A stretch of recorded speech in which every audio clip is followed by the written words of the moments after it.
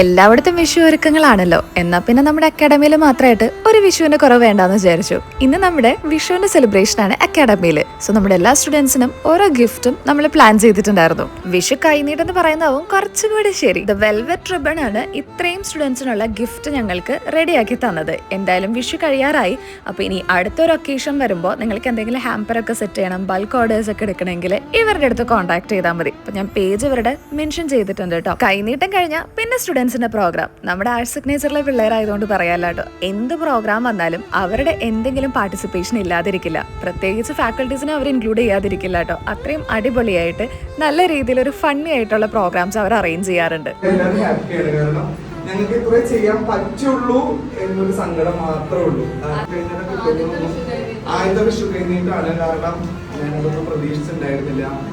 അവരെ ഞെട്ടിക്കുക മാത്രമല്ല, അവര് ഞങ്ങളെ തിരിച്ചു ഞെട്ടിച്ചു കേട്ടോ. അവരുടെ വക വിഷു കഴിഞ്ഞിട്ടും ഞങ്ങൾക്കും തന്നിട്ടുണ്ടായിരുന്നു. ഇത് ഭയങ്കര സർപ്രൈസ് ആയിപ്പോയി ഞങ്ങള്. Anyway, I am so blessed to have these students in my life.